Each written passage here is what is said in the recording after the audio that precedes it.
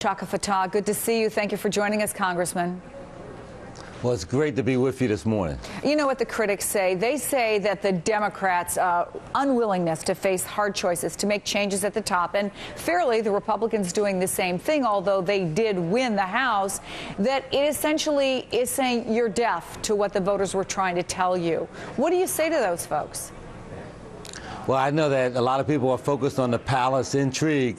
We're focused on being effective, being effective, and there's been no more effective leader of Democrats in the history of our party in the Congress than Nancy Pelosi. We passed over 400 bills. Then why did we see the results we did in the election, Congressman? I'm sorry. We passed over 400 bills. We passed historic legislation on health care. What you saw in the election was that 3/4 of all Democrats got reelected to the Congress.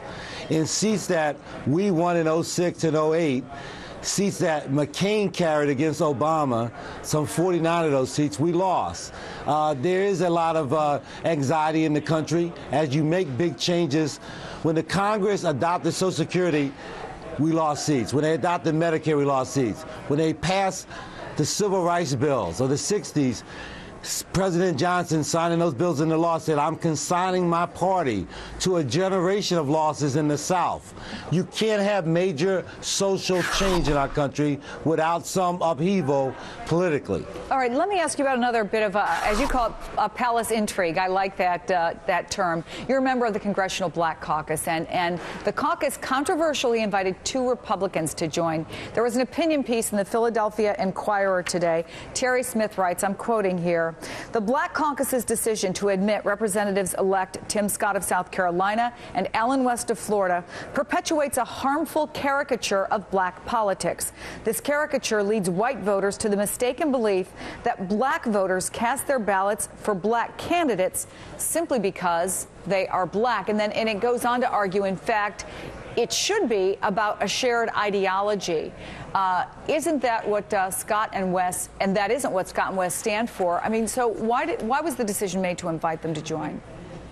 Well, first of all, President Obama and other Democratic presidential candidates, Kerry, Clinton, Gore, all received well over 90% of the African-American vote. The African-American voters are the most loyal bloc of voters in the Democratic Party, and along with Latino voters and women voters and younger voters and highly educated voters. So first of all, this notion that somebody's getting votes because they're African-American is nonsense, and you will see African-Americans who are in the Republican Party not receive large shares of African-American votes. Having to do with the Congressional Black Caucus, the caucus has always been open to Republicans. In fact, you know, Senator Brooks, Gary Frank, there have been Republicans members who always sat with the Congressional Black Caucus, so there's nothing new. And you will have Democrats and Republicans of either party have different opinions. So can you speak as effectively with one voice when you have people who very clearly have very different ideas from the majority of the Congressional Black Caucus?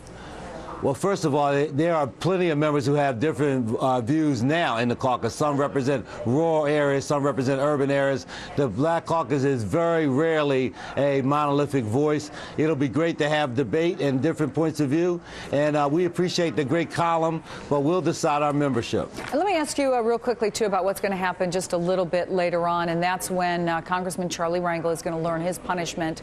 And they're saying that he can take as many as 30 minutes to stand up and make his case because he didn't do it when they decided that he was guilty of these ethical violations. What do you think is going to happen here? What should happen here, Congressman?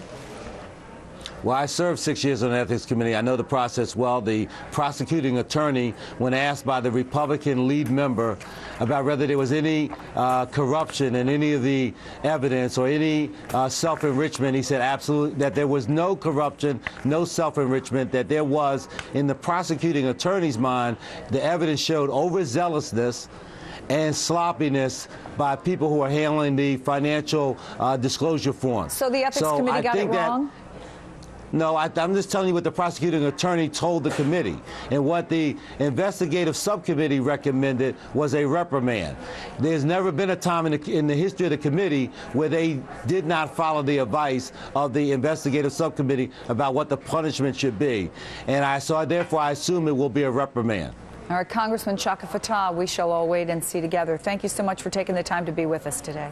Thank you for having me. German officials